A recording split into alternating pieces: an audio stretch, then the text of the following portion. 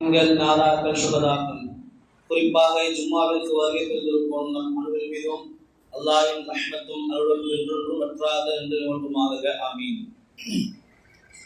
கண்ணியத்திற்குரிய அல்லாஹ்வின் நல்லடியார்களே, ஒரு புனிதமிக்க ரமலானுடைய மாதத்தில் இரண்டாவது ஜும்ஆவுடைய நாளில் நாம் இன்று இருக்கிறோம். இந்த ரமலானுடைய பாக்கியம் கிடைத்ததற்கு அல்லாஹ்விற்கு நாம் அதிகமாக நன்றி செலுத்த வேண்டும். நாயகம் ஸல்லல்லாஹு அலைஹி வஸல்லம் அவர்களும் இந்த ரமலானுடைய பாக்கியம் கிடைக்க வேண்டும் என்பதற்காக 2 மாதத்திற்கு முன்பாகவே ரஜப் ஷஅபானுடைய மாதத்திலிருந்தே இந்த ரமலானுடைய மாதத்தை அடைய வேண்டும் என்று அல்லாஹ்விடத்தில் கேளுங்கள் என்பதாக நமக்கு வலியுறுத்தினார்கள். அவ்வளவு ஒரு உன்னதமான ஒரு மாதம், அந்த மாதத்தை ரப்புல் இஸ்ஸத் நமக்கு தந்திருக்கின்றான். இன்னும் இந்த மாதம் முழுக்க நாம் இந்த மாதத்தினுடைய அனைத்து நாட்களிலும் ராஹத்தான முறையில் நோன்பு நோக்கக்கூடிய பாக்கியத்தை கேட்டுக்கொண்டே இருக்க வேண்டும். ரமலானுடைய மாதத்தை பற்றி நாயகம் ஸல்லல்லாஹு அலைஹி வஸல்லம் அவர்கள் சொல்லும் பொழுது, இந்த ரமலானுடைய மாதம் இருக்கிறதே, இது அமல் செய்யக்கூடிய மாதம் என்பதாக சொன்னாங்க. இது வியாபாரத்தினுடைய இல்லது பொருள் வாங்கக்கூடிய நம்முடைய வேலைகளை செய்யக்கூடிய மாதம் அல்ல. இந்த ரமலானுடைய மாதம் இருக்கிறதே, இது அமல் செய்யக்கூடிய மாதம் என்பதாக நாயகம் ஸல்லல்லாஹு அலைஹி வஸல்லம் அவர்கள் சொல்லி காட்டினாங்க. அதே போன்று இந்த ரமலானுடைய மாசத்துல நாயகம் ஸல்லல்லாஹு அலைஹி வஸல்லம் அவர்கள் ஏராளமான உபதேசங்கள் நமக்கு செய்திருக்கின்றார்கள். குறிப்பாக இந்த ரமலானுடைய மாசத்தில் நம்முடைய வாயை கட்டுப்படுத்த வேண்டும். வாயை கட்டுப்படுத்த வேண்டும் என்று சொன்னால் உணவுடைய விஷயத்தில் மட்டுமல்ல, நாம் பேசக்கூடிய வார்த்தைகளிலும் நாம் பேசக்கூடிய செயல்பாடுகளிலும் நம்முடைய உடல்களையும் நம்முடைய வாய்களையும் கட்டுப்படுத்த வேண்டும் சொன்னார். ஒரு முறை நாயகம் ஸல்லல்லாஹு அலைஹி வஸல்லம் அவருடைய காலகட்டத்தில் 2 பெண்மணிகள் சஹாபாக்கள் சொல்றாங்க, யா ரசூலுல்லாஹ், 2 பெண்மணிகள் நோன்பு நோற்று அந்த நோன்பின் காரணமாக அவர்கள் மயக்கமுற்ற நிலையில் இருக்கிறாங்க, நீங்க வந்து பாருங்கன்னு சொல்லும் பொழுது நாயகம் ஸல்லல்லாஹு அலைஹி வஸல்லம் சொன்னாங்க, இல்ல அவங்க நோன்பு வைக்கலன்னு சொன்னாங்க. மறுபடியும் சொல்லப்படுது, யா ரசூலுல்லாஹ், அவங்க நோன்பு நோற்று மிகவும் மயக்கமுற்ற நிலையில் இருக்கிறாங்க, வந்து பாருங்கன்னு சொல்லும் பொழுது நாயகம் ஸல்லல்லாஹு அலைஹி வஸல்லம் இல்லைன்னு சொல்லிட்டு வந்தாங்க. அந்த 2 பெண்மணிகளையும் ஒரு பாத்திரத்துல வாங்கி எடுக்க சொன்னார். அந்த 2 பெண்மணிகளும் அந்த பாத்திரத்துல வாங்கி எடுக்கும் பொழுது அந்த வாந்தியில சதை துண்டுகளாக வந்துச்சு. நாயகம் சொன்னாங்க, நான் சொன்னேன்ல, இவங்க நோன்பு வைக்கல. ஏனென்று சொன்னா இவங்க நோன்பு வைத்துக் கொண்டு மற்றவர்களை பற்றி புறம் பேசிக் கொண்டிருந்தாங்க, மனிதனுடைய இறைச்சியை சாப்பிட்டுக் கொண்டிருந்தாங்க சொன்னார். புறம் பேசுவது மற்றவர்களுடைய இறைச்சியை சாப்பிடுவதற்கு சமம். ஆக அப்படியாப்பட்ட செயல்களை செஞ்ச காரணத்தினால இவங்க நோன்பே ஏற்றுக்கொள்ளப்படாது என்பதாக சொன்னார். அப்போ நம்முடைய நோன்பு என்பது நாம வெறும் பட்னியாக கடப்பது மட்டுமல்ல, நம்முடைய உடலை, நம்முடைய வாயை, நம்முடைய வயிறை கட்டுப்படுத்த வேண்டும். அதிலும் மயிலாக நம்முடைய நாவை மிகவும் அவசியம் கட்டுப்படுத்தக்கூடிய ஒரு மாதமாக தான் இந்த ரமலானுடைய மாதம் இருக்கிறது. அதே போன்று ஒரு முறை ஒரு பெண்ணை நாயகம் ஸல்லல்லாஹு அலைஹி வஸல்லம் அவங்க விருந்துக்காக வேண்டி அழைக்கிறார். அந்த பெண்மணி சொல்றாங்க, யா ரசூலுல்லாஹ், நோன்பு வச்சிருக்கிறேன். மறுபடியும் நபி ஸல்லல்லாஹு அலைஹி வஸல்லம் 2ஆம் நாள் விருந்துக்காக வேண்டி அழைக்கிறாங்க. அந்த பெண்மணி சொல்றாங்க, யா ரசூலுல்லாஹ், நோன்பு வச்சிருக்கேன். 3ஆவது நாள் நாயகம் ஸல்லல்லாஹு அலைஹி வஸல்லம் அவங்க சொல்றாங்க, விருந்துக்காக அழைக்கும் பொழுது, அப்போ அந்த பெண்மணி நான் நோன்பு வச்சிருக்கேன்னு சொல்லும் பொழுது நாயகம் ஸல்லல்லாஹு அலைஹி சொன்னாங்க, நீ இப்பதான் நோன்பு வச்சிருக்க, மீதம் உள்ள அந்த 2 நாட்களும் நோன்பு வைக்கல. ஏனென்று சொன்னா அந்த 2 நாளும் நோன்பு வைத்த நிலையில் புறம் பேசிக் கொண்டிருந்தாய். அந்த 2 நாட்களும் நீ புறம் பேசிக் கொண்டிருந்தாய். நீ புறம் பேசியதன் காரணமாக உன்னுடைய நோன்பு ஏற்றுக்கொள்ளப்படவில்லை என்பதாக சொன்னார். நம்ம யோசிச்சு பார்க்கணும், இன்னைக்கு நாம நோன்பு வைத்துக் கொண்டு நம்முடைய நாவை எந்த அளவுக்கு பேணி பாதுகாக்கிறோம், நம்முடைய நாவை எந்த அளவுக்கு பேணி பாதுகாத்துக் கொள்றோம் என்பதாக நாம் சற்று சிந்திச்சு பார்க்கணும். அதே போன்று ரமலானுடைய மாசம் இருக்கிறதே, நம்முடைய ஈமானை அதிகரிக்கக்கூடிய ஒரு மாதம், நம்முடைய ஈமானை பலப்படுத்தக்கூடிய ஒரு மாதம், நம்முடைய ஈமானை சோதிக்கக்கூடிய ஒரு மாதம். அப்படியாப்பட்ட மாதத்துல நாம எந்த அளவுக்கு ஈமானோட இருக்க வேண்டும் என்பதை அல்லாஹ் ரப்பல் இஸ்ஸத் திருமறை குர்ஆன் சொல்லி காட்டுவான். இன்னமல் முஃமினூன, மூமின்கள் எப்படிப்பட்டவங்க அப்படின்னா, அல்லதீன இதா ذுக்கிரத் வஜலத் குலூபுஹும், அல்லாஹ்வுடைய பெயர் சொல்லப்பட்டா அவங்களுடைய உள்ளங்கள் அஞ்சி நடுங்கும் என்பதாக சொல்றான். மூமின்கள் எப்படியாப்பட்டவங்க, அல்லாஹ்வுடைய பெயர் சொல்லப்பட்டா அவங்களுடைய உள்ளங்கள் அஞ்சி நடுங்கும் என்பதாக சொல்றான். அடுத்தபடியாக வைதா துலியத் அலைஹிம் ஆயாத்து ஸாதத்துஹும் ஈமானா, குர்ஆனுடைய வசனங்களை ஓதப்பட்டா அவங்களுடைய ஈமான் அதிகரிக்கும் சொல்றான். அடுத்தபடியாக அவங்க அல்லாஹ்வின் மட்டுமே முழுமையாக நம்பிக்கை வைப்பாங்க. வ அலா ரப்பிஹிம் யதவக்கலூன், அல்லாஹ் மீது மட்டுமே முழுமையாக நம்பிக்கை வைப்பாங்க. பிறகு அல்லாஹ் சொல்றான் அல்லதீன யுகீமுன ஸலாத்த வ மிம்மா ரஸக்னாஹும் யுன்ஃபிகூன். நாலாவதா சொல்றான் அவங்க தொழுகையை நிலைநாட்டுவாங்க. அஞ்சாவதா சொல்றான் அவங்க அல்லாஹ் வழங்கியவற்றை செலவு செய்வாங்கன்னு சொல்றான். இதுல சொல்லப்படுது முதலாவதாக ஈமான் கொண்டவங்கன்னா அல்லாஹ்வுடைய பெயர் சொல்லப்பட்டா அவங்களுடைய உள்ளங்கள் அஞ்சு நடுவும் என்பதாக. இன்னைக்கு ஐங்கால தொழுகைக்காக பாங்கு சொல்லப்படுது, அல்லாஹு அக்பர் அல்லாஹ் அக்பர் பாங்கு சொல்லப்படுது. ஒவ்வொரு தொழுகையிலையும் அல்லாஹு அக்பர் என்ற அந்த உன்னதமான ஒளி ஒலிக்கப்படுகிறது. நம்முடைய உள்ளங்கள் எந்த அளவுக்கு அஞ்சு நடுக்குது யோசிச்சு பார்க்கணும். நம்முடைய உள்ளங்கள் நம்முடைய ஈமான் எந்த அளவுக்கு இருக்கிறது. அல்லாஹ்வுடைய பெயர் சொல்லப்பட்டால் ஈமானுடையவர்கள் அவருடைய உள்ளங்கள் அஞ்சு நடுக்கும் சொல்றான் அல்லாஹ். ரமலானுடைய மாதம் ஒவ்வொரு தராஹீருடைய தொழுகையிலும் பரலான தொழுகையிலும் ஐங்கால பாங்குடைய நேரத்திலும் நம்முடைய உள்ளங்கள் எந்த அளவுக்கு நடிக் கொண்டிருக்கிறது. ஒரு காலகட்டத்தில் ரமலான் பொதுவாகவே பாங்குடைய சத்தம் கேட்டால் அனைத்து வேலைகளையும் நிப்பாட்டி விடுவாங்க. தாய்மார்கள் தான் முக்காலை போட்டுக் கொள்வாங்க.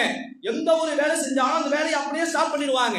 இன்னைக்கு பாங்கு ஒரு பக்கம் சொல்லப்படுது, அல்லாஹ்வுடைய அந்த பேச்சு அல்லாஹ்வுடைய வார்த்தை சொல்லப்படுது. ஆனா நாம ஒரு பக்கம் வேலை செஞ்சுக்கிட்டே இருக்கோம். ஒரு காலம் இருந்துச்சு அல்லாஹ்வுடைய பேரை சொல்லப்பட்டா மூமின்கள் அவங்களுடைய உள்ளம் அஞ்சு நடுங்கும். ஆனா இன்னைக்கு நம்முடைய நிலை எந்த அளவு இருக்குது என்று செஞ்சு பார்க்கணும். இது சொல்லக்கூடிய ஒரு விஷயம் என்னவென்று சொன்னா, இந்த ரமலானுடைய மாசத்திலேயாவது அப்படியாப்பட்ட ஈமானை நாம புதுப்பிக்கக்கூடியவர்களாக இருக்கணும். அடுத்தபடியாக அல்லாஹ் சொல்றா, குர்ஆனுடைய வசனங்கள் ஓதப்பட்டா அவங்களுடைய ஈமான் அதிகரிக்கும் சொல்றான். நீங்க தராவுடைய தொழுகையில குர்ஆனுடைய வசனங்கள் ஓதப்படுது, முழு குர்ஆனும் ஓதப்படுது, நம்முடைய ஈமான் அதிகரிக்கிறதா? நம்முடைய ஈமான் அந்த குர்ஆனுடைய வசனங்களை கேட்டு ஏதாவது பிரதிபலிப்பு ஏற்படுகிறதா? அப்ப யோசிச்சு பார்க்கணும், நம்முடைய ஈமானுடைய தரம் எந்த அளவுக்கு இருக்குது, யோசிச்சு பார்க்கணும். அல்லாஹ் சொல்றா, அதாவது குர்ஆன் என்பது இருக்கிறதே ஒன்னு கரஅனா படிப்பது. ஆக குர்ஆன் என்பது படிப்பது அல்ல. குர்ஆன் ஓதுவது இருக்கிறதே ஒரு கிதாப என்பது அது படிப்பதற்கு கரஅன் சொல்லுவாங்க. ஆனா குர்ஆன் என்பது கரஅ கிடையாது, அது திலாவத், அது ஓதுதல். அதை ஓதப்பட்டால் நம்முடைய ஈமான் அதிகரிக்கும். நாயகம் ஸல்லல்லாஹு அலைஹி சொன்னாங்க, ஈமான் என்பது ஒரே நிலையில் இருக்காது, என்குஸ் வ யஸீத், அது அதிகமாகவும் செய்யும் குறையும் செய்யும். சஹாபா பெருமக்கள் நாயகம் ஸல்லல்லாஹு அலைஹி வஸல்லம் சொல்லுவாங்க, யா ரசூலல்லாஹ், உங்க கூட இருக்கும் பொழுது நீங்க சொல்லக்கூடிய விஷயங்களை கேட்கும் பொழுது அப்படியே சொர்க்கத்தில் இருக்கும் போல இருக்குது, என்னோட ஈமான் மிக உயர்ந்த நிலையில போகுது. ஆனா நாங்க வீட்டுக்கு போயிட்டோம்னு சொன்னாக்கா, மனைவி மக்களோட போயிட்டோம்னு சொன்னாக்கா, வியாபாரத்துல போயிட்டோம்னு சொன்னாக்கா அப்படியே எங்களோட ஈமான் குறைஞ்சிருது. நாங்க முனாஃபிக் ஆகிட்டோமா சொல்லிட்டு பயப்படுறோம் சொல்றப்ப நாயகம் ஸல்லல்லாஹு அலைஹி சொல்றாங்க, ஈமான் என்பது அப்படிதான். அது அல்லாஹ்வுடைய பேச்சை கேட்டா, அல்லாஹ்வுடைய ரசூலுடைய பேச்சை கேட்டா அவங்களுடைய ஈமான் அதிகரிக்கும், மற்ற நேரத்தில் அந்த ஈமான் குறையும். ஆக உங்களுடைய ஈமான் எந்த நேரத்திலும் நீங்க ஒரு திடகாத்தமாக அதிகரிக்கக்கூடிய நிலைகளை வச்சுக் கொள்ளுங்கன்னு சொல்லுவாங்க. இன்னைக்கு அல்லாஹ்வுடைய பேச்சை கேட்டால் நம்முடைய ஈமான் அதிகரிக்கிறத யோசிச்சு பார்க்கணும். சஹாபாக்கள் சொன்னாங்க, உங்கள்கிட்ட இருக்கும் பொழுது எங்களுடைய ஈமான் அதிகரிக்குது, வீட்டுக்கு போனா குறைஞ்சிருது. நாம பள்ளிவாசல்கள்ல தொழுகிறோம், பயான்கள் கேட்கிறோம், அப்பொழுதாவது நம்முடைய ஈமான் அதிகரிக்கிறதா என்பதை சிந்திச்சு பார்க்கணும். நம்முடைய ஈமானுடைய தரம் எந்த அளவுக்கு இருக்குது என்பதை நம்ம யோசிச்சு பார்க்கணும். ஒரு முறை சஹாபாக்கள் இடத்துல ஒரு சஹாபி வந்து சொன்னாங்க, 40 ஆண்களா உடையாந்தாங்க. அண்ணா நான் முனாஃபிக் ஆயிட்டேன் உடையாந்தாங்க. இப்ப சஹாபாக்கள் நாயகம் ஸல்லல்லாஹு அலைஹி சொல்லும் பொழுது, இந்த மாதிரி நான் வீட்டுக்கு போனாக்கா என்னுடைய ஈமான் குறைஞ்சது யார் ரசூலுல்லாஹ், சொல்லும் பொழுது இந்த அளவுக்கு பயந்தாங்க. நான் முனாஃபிக் ஆயிட்டோம் என்பதாக பயந்தாங்க. நம்முடைய ஈமானுடைய தரம் எந்த அளவுக்கு இருக்குன்னு யோசிச்சு பார்க்கணும். அதே போன்று குர்ஆனுடைய ஆயத்துக்களை ஓதப்பட்டா நம்முடைய ஈமான் அதிகரிக்கும் சொல்லப்படுதே. குர்ஆனுடைய ஆயத்துக்களை கொண்டு எத்தனை வழிமார்கள், எத்தனை சுஹதாக்கள் மேன்மை அடைந்தாங்கன்னு யோசிச்சு பார்க்கணும். ஒரு முறை ஒரு யூதன் குர்ஆனுடைய வசனத்தை கேட்கிறான். அதாவது உமர் ரலியல்லாஹு அன்ஹுடைய காலகட்டத்தில் ஒரு வாலிபர், அந்த வாலிபர் அல்லாஹ்வுடைய பேச்சை கேட்டோம் என்று சொன்னாக்கா மிகவும் அஞ்சு நடக்கக்கூடிய ஒரு வாலிபர், அல்லாஹ்வின் மீது முழுமையாக ஈடுபடக்கூடிய ஒரு வாலிபர். அந்த வாலிபரே ஒரு நாள் அவர் வீட்டில் இருக்கும் பொழுது ஒரு பெண் அவளை எப்படியாவது அடைய வேண்டும் என்று திட்டம் போட்டுக் கொண்டிருக்கிறார். பல சூழ்ச்சி செஞ்சா அந்த வாலிபர் தப்பிச்சிட்டார். ஒரு நாள் அந்த வாலிபர் வீட்டில் இருக்கும் பொழுது அந்த வாலிபருடைய வீட்டுக்கு அந்த பெண் போயிடுறான். வாலிபருடைய வீட்டுக்கு அந்த பெண் போய் அவளை எப்படியாவது அடைய முயற்சி செய்யறா. அப்ப அந்த வாலிபர் அந்த பாவமான செயலை பார்த்து அந்த பெண்ணுடைய முகத்தை பார்த்து மயக்கம் போட்டு கீழே விழுந்துடுறாங்க. உடனேயே அந்த பெண்ணு அவங்களை எழுப்புறாங்க, எந்திரிக்கிறாங்க. மறுபடியும் அந்த பெண் நம்ம தப்பான நம்ம இடத்துல வராங்க என்று தெரிஞ்சு அந்த இடத்துல வஃபாத் ஆயிடுறாங்க. அந்த வாலிபர் அந்த இடத்துல வஃபாத் ஆயிடுறாங்க. இந்த செய்தியை அவங்களுடைய தகப்பனார் உமர் ரலியல்லாஹு ஆட்சி காலத்துல உமர் ரலியல்லாஹு அவங்கள்ட்ட சொல்றாங்க. உடனே உமர் ரலியல்லாஹு அன்ஹு அவங்க ஹலிஃபா அந்த சஹாபினுடைய அந்த ஜனாசாவுக்கு வராங்க. அவங்கள அடக்கம் செஞ்சுட்டு குர்ஆனுடைய ஆயத்தை ஓதுறாங்க. குர்ஆனுடைய ஆயத்தை ஓதுறாங்க. வலிமன் ஹாஃப மகாம ரப்பிக ஜன்னத்தான். யார் அல்லாஹ்வுடைய அந்த பேச்சை கேட்டு நடுங்குறாங்களோ பயப்படுறாங்களோ அவங்களுக்கு 2 சொர்க்கம் இருக்குது. ஒரு அல்லாஹ்வுடைய பேச்சை கேட்டு அல்லாஹ்வுடைய சிந்தனை வந்து இது ஹராம் என்பதாக உணர்ந்து அவங்க அல்லாஹ் பயந்தாங்க, அதுல வஃபாத் ஆயிட்டாங்க. இவங்களுக்கு 2 சொர்க்கம் இருக்குது என்பதாக சொல்லும் பொழுது அந்த கபூர்லன்னு ஒரு சவுண்ட் வந்துச்சா, யா உமரே எனக்கு அந்த 2 சொர்க்கத்தை அல்லாஹ் கொடுத்துட்டான், எனக்கு அந்த 2 சொர்க்கத்தை அல்லாஹ் கொடுத்துட்டான் என்பதாக சவுண்ட் வந்துச்சான். ஆக இந்த அளவுக்கு ஈமான் உள்ளவர்களாக அல்லாஹ்வுடைய பேர் சொல்லப்பட்டா, குர்ஆனுடைய வசனங்கள் ஓதப்பட்டா அவங்களுடைய ஈமான் அதிகரிக்கக்கூடியதாக இருந்துச்சு. நம்முடைய ஈமான் எந்த அளவுக்கு இருக்குது என்பதாக நாம் சிந்திச்சு பார்க்கணும். அதே போல ஃபுலைல் இப்னு ஐயால் என்று சொல்லக்கூடிய ஒரு கொள்ளை கூட்டம் தலைவன், அதாவது பகதாதுல மிகப்பெரிய ஒரு கொள்ளை கூட்டத்தினுடைய தலைவன் அவன். ஒரு நாள் அவன் என்ன செய்யறான் அப்படின்னா, ஒரு வீட்டுல கொள்ளை அடிப்பதற்காக வேண்டி போறான். அப்ப கொள்ளை அடிக்கிறதுக்காக அவன் போகும் பொழுது குர்ஆனுடைய ஒரு பெரியவர் குர்ஆனுடைய வசனங்களை ஓதி கொண்டிருக்கிறார். இவன் அந்த வீட்டுல கொலை போட்டு கொண்டிருக்கிறான்.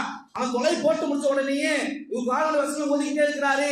ஒரு வசனம் உங்களுக்கு காதுல படுது, அலம் யஹ்தில் லதீன ஆமனு அன் தக்ஷா குலூபஹும் லிذிக்ரில்லாஹ். அல்லாஹ்வினுடைய பெயர் சொல்லப்பட்டால் அவங்க எந்த நேரம் என்பதாக ஓடோடி போவாங்க. அல்லாஹ்வினுடைய பெயர் சொல்லப்பட்டால் ஈமான் கொண்டவர்கள் நேரங்கள் வரவில்லையா, ஓ ஈமான் கொண்டவர்களே அல்லாஹ்வுடைய பெயர் சொல்லப்பட்டுச்சு, உங்களுக்கு நேரம் வரவில்லையா என்பதாக இந்த குர்ஆனுடைய வசனம் கேட்ட உடனேயே அந்த கொள்ளை கூட்ட தலைவனுக்கு இந்த குர்ஆனுடைய ஆயத்து எந்த அளவுக்கு மாற்றப்பட்டது என்று சொன்னாக்கா, உடனே இந்த பெரியவர்கிட்ட இறங்கி வரா, ஓ பெரியவரே எனக்கு ஈமான் கொண்டவங்களுக்கு அல்லாஹ்வுடைய பெயர் சொல்லப்பட்டா இன்னுமா நேரம் வரவில்லை என்பதாக அல்லாஹ் கேட்கிறா. நான் உணர்ந்துட்டேன், இவ்வளவு அழகான ஒரு வசனத்தை ஓதிட்டீங்க, எனக்கு நேர்வழியை காட்டிட்டீங்க, நான் உணர்ந்துட்டேன், நான் இப்ப என்ன செய்யணும், நான் ஈமான் கொள்வதற்கு தயாராகிட்டேன், நான் அந்த ஈமான் கொள்ளக்கூடிய நேரம் வந்துருச்சு, நான் இப்ப என்ன செய்யணும் என்பதாக சொல்லும் பொழுது அந்த பெரியவர் குர்ஆனுடைய தர்ஜுமாக்களை கொடுத்து இதை ஓதிக்கொண்டே நீங்க செல்லுங்க என்பதாக சொன்னான். உடனே இந்த கொள்ளை கூட்ட தலைவனுடைய வரலாற்று எழுதப்படுது, அவனுடைய கடைசி காலங்களை மக்கா மதீனாவிலேயே கழித்து வஃபாத் ஆனார் என்பதா. இப்ப குர்ஆனுடைய வசனங்கள் ஓதப்பட்டா முஃமின்களுக்கு அவங்களுடைய உள்ளங்கள் அஞ்சி நடுங்கும், அவங்களுடைய ஈமான் அதிகரிக்கும் என்பதாக சொல்லப்படுது. அதே போன்று அடுத்தபடியாக ஈமான் கொண்டவர்களுடைய நிலை பற்றி சொல்லும் பொழுது அல்லாஹ்வின் மட்டுமே முழுமையாக நம்பிக்கை வைப்பாங்க. ஈமான் கொண்டவங்க என்ன செய்வாங்க, அல்லாஹ்வின் மட்டுமே முழுமையாக நம்பிக்கை வைப்பாங்க, வேற எந்த வஸ்துவிலும் நம்பிக்கை வைக்க மாட்டாங்க. நம்முடைய நம்பிக்கை இன்னைக்கு எந்த அளவுக்கு இருந்து யோசிச்சு பார்க்கணும். ஏதாவது ஒரு சம்பவம் நடந்துருச்சுன்னா, ஏதாவது ஒரு விஷயம் நமக்கு நடந்துச்சுன்னா இது இதனால நடந்துருச்சு, இது இதனால நடந்துச்சுன்னு சொல்லிட்டு நாம அந்த காரணங்களை நோக்கி ஓடுறமே தவிர இது அல்லாஹ் ஏற்படுத்திய செயல், தக்தீரில் எழுதப்பட்ட விஷயம் என்பதால் கடந்து செல்வதே கிடையாது. ஏதாவது ஒன்று நடந்துச்சுன்னா இது இந்த வீட்டின் மூலமா நடந்துச்சு, இது இந்த மனிதர் செஞ்ச செயலால் நடந்து சொல்லிட்டு நாம மற்றொரு மத்தியில அந்த பழியை சுமத்துறமே தவிர இது அல்லாஹ்வின் புறத்திலிருந்து வந்தது என்பதாக நாம் அல்லாஹ்வின் நம்பிக்கை வைப்பதே கிடையாது. ஆக எந்த ஒரு செயல் நடந்தாலும் அது அல்லாஹ் புறத்தில் நடந்தது என்ற அந்த நம்பிக்கை நமக்கு வர வேண்டும். அப்ப ஈமான் கொண்டவங்க என்ன செய்வாங்க, அல்லாஹ்வை முழுமையாக நம்புவாங்க. அடுத்தபடியாக சொன்னாங்க, ஈமான் கொண்டவங்க அவங்க தொழுகையை நிலைநாட்டுவாங்க.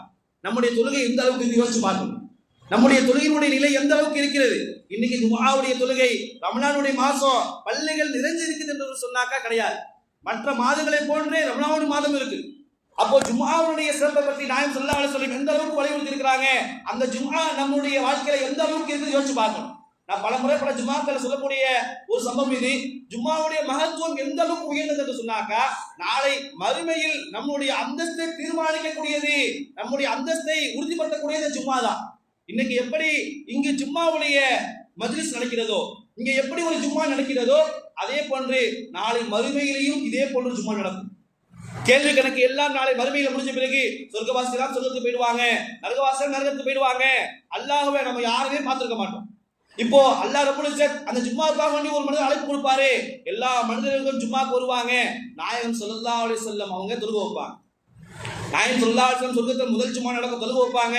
அப்போ நபிமார்கள் பின்னாடி நிற்பாங்க. அதற்கு பின்பு அவங்களுடைய ஈமானுடைய தரத்தை வைத்து சப்பாக நிற்பாங்க. யாருடைய ஈமான் அதிகமாக இருந்துச்சோ அவங்க முன் வரிசையில் இருப்பாங்க, யாருடைய ஈமான் குறைவாக இருந்துச்சோ அவங்க இறுதி கடைசி வரிசையில் இருப்பாங்க. இப்ப அல்லாஹ் ரப்பல் இஸ்ஸத் அந்த ஜும்ஆவுடைய தொழுகை முடிஞ்ச பிறகு தன்னுடைய முழு உம்மத்தை பார்த்து இந்த சொர்க்கவாசிகளை பார்த்து கேட்பா, என்னுடைய தோழர்களே, என்னுடைய உம்மத்தினர்களே, என்னுடைய அடியார்களே, நீங்க அல்லாஹ் அந்த அடியார்களை பார்த்து கேட்பா, உங்களுக்கு ஏதாவது தேவை இருந்தா கேளுங்க, உங்களுக்கு ஏதாவது தேவை இருந்தா கேளுங்க என்பதா கேட்கும் பொழுது அந்த உம்மத்து சொல்லும், அந்த மனித சமுதாயம் சொல்லும், யா அல்லாஹ், நான் உலகத்துல ஏராளமான பாவம் செய்து கொண்டிருந்தேன், அநியாயம் செய்து கொண்டிருந்தேன், அது அனைத்தையும் மன்னிச்சு சொர்க்கத்தை கொடுத்துட்டேன், சொர்க்கத்தையே கொடுத்துட்டேன், இதுக்கப்புறம் எனக்கு என்ன வேணும், எனக்கு எதுவுமே வேணாம், எங்களுக்கு இது போதும் என்பதாக சொல்லும் பொழுது அல்லாஹ் சொல்லுவாங்க, இல்ல உங்கள யாராவது தெரிஞ்சவங்க இருப்பாங்க, அவங்கள்ட்ட போய் கேட்டுட்டு வாங்க என்பதாக சொல்லும் பொழுது உடனே மனித சமுதாயம் அனைவர்களும் பாவா ஆதம்னு சொல்லிட்டா போவாங்க. அவங்க வந்து நமக்கு எல்லாம் தாத்தா, அவங்கள்ட்ட போவாங்க. ஓ ஆதம் அலைஹிஸ்ஸலாம் அவர்களே, அல்லாஹ் இப்படி கேட்கிறான், என்னத்த கேட்கறது, அல்லாஹ்ட்ட சொர்க்கத்தையே கொடுத்துட்டா என்னத்த கேட்கறது, யார்கிட்ட தெரிஞ்சவங்கள்ட்ட கேளுன்னு சொல்றான், நீங்க தான் என்னுடைய பாவா, உங்கள்கிட்ட வந்துட்டோம், என்னத்த கேட்பது. அப்ப ஆதம் அலைஹிஸ்ஸலாம் சொன்னாங்க, இல்ல இல்ல அல்லாஹ்விட்ட கேட்க வேண்டிய விஷயம் ஒண்ணு இருக்குது, நானும் இதே சொர்க்கத்துல தான் இருந்தேன், படைக்கப்பட்டு நானும் இதே சொர்க்கத்துல தான் இருந்தேன், ஆனா சைத்தானுடைய சூழ்ச்சினால அல்லாஹ்வுடைய பொருத்தம் இல்லாம நான் உலகத்துக்கு வந்துட்டேன், நாம இந்த சொர்க்கத்தில் நிரந்தரமா இருக்க வேண்டும் என்று சொன்னால் அல்லாஹ்வுடைய பொருத்தம் வேண்டும், நீங்க அல்லாஹ்வுடைய பொருத்தத்தை கேளுங்க. உடனே மனித சமுதாயம் அல்லாஹ்விடத்துல, யா அல்லாஹ் உன்னுடைய பொருத்தம் என்பதாக கேட்கும் பொழுது அல்லாஹ் சொல்லுவான், அப்பதான் இந்த வார்த்தையை சொல்லுவான், நீங்க நிரந்தரமா இந்த சொர்க்கத்துல இருப்பீங்க. அதான் சொல்லப்படும் சொர்க்கத்தினுடைய வாழ்க்கை கொஞ்ச நாள் வாழ்க்கை கிடையாது, நிரந்தர வாழ்க்கை. இது எப்போ, இந்த நாள் நடைபெறும், இன்று ஜும்மா நடக்கிறது போன்று அன்றைய ஜும்மாவுடைய நாள் நடைபெறும், நீங்க நிரந்தரமாக சொர்க்கத்தில் இருப்பீங்க நல்லா சொல்லிடுவான். அடுத்தபடியாக மறுபடியும் நல்லா கேட்பான், என்னத்தை இதை வேற ஏதாவது கேளுங்க, மற்ற முன்னாடி சொன்ன பதிலையும் திருப்பி சொல்லுவாங்க. மறுபடியும் அவங்க என்ன செய்வாங்க அப்படின்னா, கேட்டு யாராவது தெரிஞ்சவங்கள்ட்ட கேட்டுட்டு வாங்க சொல்லும் பொழுது மூசா அலைஹிஸ்ஸலாம் போவாங்க. இப்போ மூசா அலைஹிஸ்ஸலாம் சொல்லுவாங்க, நாம இதுவரைக்கும் அல்லாஹ்வை பார்க்கல, ஒரு திரைக்கு பின்னாடி இருந்தா அல்லாஹ்வுடைய ஓசை மட்டும் வந்துகிட்டு இருக்குது, அவன் எப்படி இருப்பான், அவனுடைய ஜலாயத்து எப்படி இருக்கும் என்பதை நான் பார்க்கல, நான் உலகத்துல பார்க்க ஆசைப்பட்டேன், ஆனா என்னால பார்க்க முடியல, அந்த சக்தி நம்முடைய கண்களுக்கு கிடையாது, எனவே இப்போ சொர்க்கத்துல அல்லாஹ் பார்க்கக்கூடிய சக்தி அல்லாஹ் சொல்லியிருக்கிறா, நாம் அல்லாஹ்வை பார்க்கக்கூடிய அந்த சக்தியை கேளுங்க, அந்த கண் பார்வை நமக்கு கேளுங்க கேட்கும் பொழுது அப்போ அல்லாஹ் ரப்பல் இஸ்ஸத் அந்த சொர்க்கத்தை வாழக்கூடிய அனைத்து மக்களுக்கும் அவனுடைய ஜலாலயத்தை கொண்டு அந்த கண் பார்க்கக்கூடிய பார்வையினுடைய அந்த சக்தியை கொடுப்பான். இப்ப அல்லாஹ்வுடைய இதனால் வரைக்கும் ஒரு திரைக்கு பின்னாடி இருந்து பேசிக் கொண்டிருக்கக்கூடிய அல்லாஹ்வுடைய அந்த திரை விலகும் பொழுது முழு உலக யார் யாரெல்லாம் சொர்க்கத்தில் இருந்தாங்களோ அந்த சொர்க்கவாசிகள் அனைவரும் அல்லாஹ்வை பார்த்து கொண்டே இருப்பாங்க. இப்ப சொல்லக்கூடிய விஷயம் என்னவென்று சொன்னா, இந்த ஜும்மாவுல நாயகம் ஸல்லல்லாஹு அலைஹி சொன்னாங்க, யாரு உலகத்தில் நடைபெறக்கூடிய ஜும்மாவில் விரைவாக வந்து அமர்ந்து ஜும்மாவை நிறைவேற்றி செல்கிறார்களோ அவர்கள் முன்வரிசையில் இருப்பாங்க. அவங்க முன்வரிசையில் இருப்பாங்க.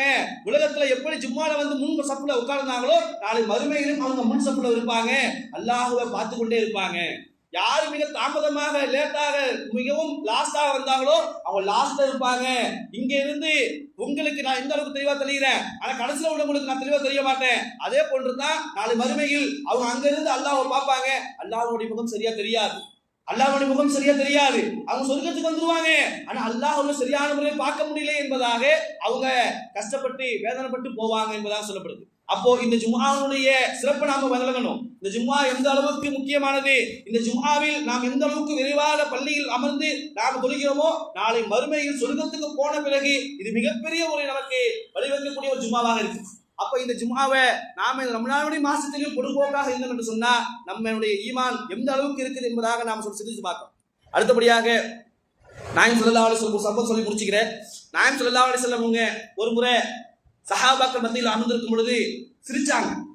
ஒரு சஹாபாக்கள் கேட்டாங்க, யார் ரசூலுல்லாஹ் ஏன் சிரிக்கிறீங்க, என்ன காரணம்? அப்போ அல்லாஹ் எனக்கு ஒரு 2 விஷயத்தை காட்டினா, அதாவது அல்லாஹ் எனக்கு ஒரு சம்பவத்தை காட்டினா, அதை பார்த்து நான் சிரிச்சேன் என்பதாக சொல்லும் பொழுது என்ன ரசூலுல்லாஹ் என்பதாக கேட்கும் பொழுது உடனே நாயகம் ஸல்லல்லாஹு அலைஹி வஸல்லம் சொன்னாங்க, ஒரு 2 மனிதர்கள் அல்லாஹ்விடத்துல மண்டியிட்டு உட்கார்ந்து வாதாடி கொண்டிருக்கிறாங்க.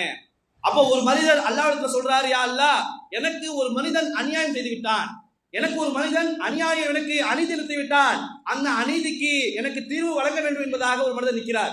உடனேயே அல்லாஹ் ரப்பல் இஸ்ஸத் அந்த மனிதனை கேட்கிறான், ஏன்பா நீ இந்த மனிதனுக்கு அநியாயம் செஞ்சாயா? ஆமாயா அல்லாஹ், நான் இந்த மனிதனுக்கு அநியாயம் செஞ்சுட்டேன். உடனேயே எனக்கு இந்த அநியாயத்திற்கு தீர்வு வேணும், என்னப்பா வேணும்? எனக்கு இந்த அநியாயத்துக்கு பகரமாக சில செல்வங்கள் வேணும் என்பதாக கேட்கும் பொழுது உடனே அல்லாஹ் சொல்லுவா, உன்கிட்ட இருக்கக்கூடிய ஏதாவது செல்வத்தை அவர்கிட்ட கொடுத்துருப்பா, செஞ்ச அநியாயத்திற்கு பகரமாக உங்ககிட்ட ஏதாவது ஒரு காசு பணங்களை விட்டு கொடுத்துருப்பா சொல்லும் பொழுது அந்த மட்டும் சொல்லுவாரு, யா அல்லாஹ் என்கிட்ட ஒண்ணுமே இல்லையே, கொடுப்பதற்கு என்கிட்ட ஒண்ணுமே இல்லையே. உடனே என்னப்பா செய்யறது என்பதாக அல்லாஹ் இந்த அநீதி இழைக்கப்பட்டு கேட்கும் பொழுது அப்ப அநீதி இழைக்கப்பட்டு சொல்லுவாரு, யா அல்லாஹ் அவரு எனக்கு செல்வம் தரணும், அப்படி இல்லைன்னா என்னுடைய பாவத்தை ஃபுல்லா ஏத்துக்க சொல்லுங்க, என்னுடைய பாவத்தை ஃபுல்லா ஏத்துக்க சொல்லுங்க. நாயகம் ஸல்லல்லாஹு அலைஹி வஸல்லம் சம்பவத்தை சொல்லும் போது அழுதுட்டு சொன்னாங்க, நாளை மறுமையில யாராவது என்னுடைய பாவத்தை சுமக்க மாட்டாங்கன்னு சொல்லிட்டு மனதில் தெளிக்கிட்டு இருப்பான், யாராவது என்னுடைய பாவத்தை சுமக்க மாட்டானா என்பதாக யாரும் நமக்கு உலகத்துல அநியாயம் செய்தான்னு சொல்லிட்டு அவன் சொல்லிக்கிட்டு இருப்பான். அப்ப அநியாயம் செய்தவன் அந்த சொர்க்கத்துல அந்த கேள்வி கிடைக்கக்கூடிய நிகழ்ச்சியில அந்த மனிதன் மாட்டினானா அல்லாட்ட பிடிச்சி இழுத்து வந்துருவான். எல்லாம் எங்க இவ்வளவு பாவம் இருக்குது, இவன் அநியாயம் செஞ்சா என்னுடைய பாவத்தை அவன்கிட்ட கொடுத்து என்பதாக தன்னுடைய பாவத்தை யார் தலையால் கட்டுவதற்கு மனிதன் அழுது கொண்டிருப்பான்னு சொல்லி சம்சாசனம் அழுதாங்க. பிறகு சொன்னாங்க, உடனே அல்லாஹ் இந்த மாதிரி சொன்ன உடனே அல்லாஹ் என்ன செய்வான் அப்படின்னா அந்த மனிதரை மேல பார்க்க சொல்லுவான். அந்த மனிதரை நீ மேல பாருங்க சொல்லும் பொழுது அவர் அண்ணாந்து பார்ப்பாரு. சொர்க்கத்தினுடைய அந்த மாளிகைகள், அந்த முத்துக்கள், தங்கத்தினாலான வெள்ளியிலான சொர்க்கத்தை காட்டப்படும். சொர்க்கம் என்பது இருக்குது, அது பல படித்தரம். நாயகம் சொன்னாங்க 100க்கும் மேற்பட்ட படித்தரம் சொர்க்கத்தில் இருக்குது. ஒரு சொர்க்கம் இருக்குது, அது முழுக்க முழுக்க வெள்ளிகளாலான சொர்க்கம். ஒரு சொர்க்கம் இருக்கிறது முழுக்க முழுக்க தங்கத்திலான சொர்க்கம். சில சொர்க்கம் இருக்குது, அந்த சொர்க்கத்துல வெளியே உள்ள பார்த்தா அந்த விஷயம் அனைத்தும் தெரியும், உள்ள இருந்து வெளியே பார்த்தா அது அப்படியே தெரியும். கண்ணாடி போன்ற சொர்க்கம். கண்ணாடி எந்த அளவு இருக்குதோ அந்த அளவுக்கு ஆனா சொர்க்கம். அப்ப முத்துக்கள் மாணிக்கங்களை போன்ற சொர்க்கம் இருக்குது. அந்த சொர்க்கத்தை அந்த மனிதர் அல்லாஹ் பார்க்க சொல்லுவான். பார்த்துட்டு பாத்தியா இவ்வளவு பெரிய சொர்க்கம் இருக்குது. உடனே மனிதர் கேட்பான், இந்த சொர்க்கம் யாருக்கு கிடைக்கும்? இந்த சொர்க்கத்தை விலை கொடுத்து வாங்கணும். அப்ப இந்த சொர்க்கத்தை விலை கொடுத்து வாங்கணும். இந்த சொர்க்கத்தை எப்படி விலை கொடுத்து வாங்க முடியும்? நீனும் வாங்கலாம் சொல்லுவான் அல்லாஹ். இந்த சொர்க்கத்தை விலை கொடுத்து நீனும் வாங்கலாம், என்கிட்ட விலை கொடுத்து வாங்குறதுக்கு ஒண்ணுமே இல்லையே என்பதாக வந்து சொல்லும் பொழுது அப்ப அல்லாஹ் சொல்லுவா, இப்போ ஒரு அநியாயம் செஞ்சால ஒரு மனிதன் உங்ககிட்ட நீ முறையிடல, இவர் செஞ்ச அநியாயத்தை நீ மன்னிச்சுட்டா உனக்கு சொர்க்கத்தை தருவேன். இவர் செஞ்ச அநியாயத்தை நீ மன்னிச்சுட்ட அப்படின்னா உனக்கு இந்த சொர்க்கத்தை தந்துடுறேன் என்பதாக சொல்லுவா. உடனே அந்த மனிதர் நான் இவரை மன்னிச்சிருந்தேன் சொர்க்கத்தை கொடுத்து சொல்லும் பொழுது 2 மனிதர்களையும் அல்லாஹ் ரப்பல் சொர்க்கத்துக்கு அனுப்புவான். நாம் நினைச்சுக்கிட்டு இருக்கோம் சொர்க்கம் நரகம் என்பது இருக்குது, மாலை மறுமையில கேள்வி கிடைக்கிறது, அது மிகவும் லேசாக இருக்காது. அல்லாஹ் ரப்பல் இஸ்ஸத் ஒவ்வொரு மனுஷனையும் தனித்தனியாக கூட்டு விசாரிப்பான். கூட்டு விசாரணை என்பது ஒன்று இருக்குது. தனித்தனியாக ஒரு மனிதன் செய்யக்கூடிய ஒவ்வொரு விஷயத்தையும் தனித்தனியாக கூட்டு விசாரிப்பான். சில மனிதனிடத்துல இவ்வளவு பண்பாக சாப்பிட்டாக விசாரிப்பான். சில மனிதனிடத்துல அல்லாஹ் சொல்றான் கடுமையாக விசாரிப்பான். நாளை மறுமையில அவன் கடுமையாக விசாரிக்க சொன்னா அவனோட குடி இருக்கிறதே மிக பயங்கரமாக இருக்கும். அப்போ நாயகம் சொன்னாங்க, நீங்க என்ன செய்யுங்க, உலகத்துல யார் யாருக்கெல்லாம் அநீதி செஞ்சீங்களோ, யார் யாருக்கெல்லாம் அநியாயம் செஞ்சீங்களோ அவங்களிடத்துல நீங்க போய் சுலுஹ் ஆயிக்கங்க. அவங்களிடத்துல நீங்க போய் அந்த அநியாயத்தை விட்டு பாதுகாப்பு தெரிவிக்கங்க. இல்லைன்னா நாளைக்கு நீங்க மறுமையில மாட்டுப்பீங்க.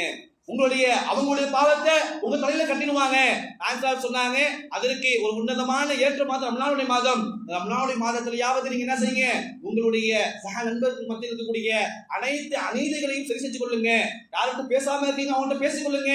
யார்கிட்ட சண்டை சச்சரவு இருக்கீங்களோ அதை நீங்க சரி செஞ்சு கொள்ளுங்கன்னு சொல்றான். அவ்வளவு ஒரு புன்னதமான மாதத்துல நாம தொழுகையை நிலையான தொழுகைகளாக எப்படி இந்த 5 விஷயத்தை ஈமான் கொண்டவங்க 5 விஷயம் இருக்குதோ, ஒண்ணு அல்லாஹ்வுடைய பேர் சொல்லப்பட்ட அவங்க உள்ள 5 நடக்கும். இரண்டாவதாக அவங்க குர்ஆனுடைய வசனங்கள் ஓதப்பட்டா அவங்க ஈமான் அதிகரிக்கும். மூணாவதாக அல்லாஹ்வின் மீது முழுமையாக நம்பிக்கை வச்சிருப்பாங்க ஈமான் கொண்டவங்க. நாலாவது தொழுகை நிலைநாட்டுவாங்க. அஞ்சாவதாக அல்லாஹ் கொடுத்த வசனத்திலிருந்து அவங்க செலவு செய்வாங்க. அப்படியாப்பட்ட வாக்கியத்தை வல்ல ரஹ்மான் நம் அனைவருக்கும் முதல் புரிவானாக. வாஹிர் தாவானா அல்ஹம்துலில்லாஹி ரப்பில் ஆலமீன். அஸ்ஸலாமு அலைக்கும் வரஹ்மத்துல்லாஹி வபரகாத்துஹு.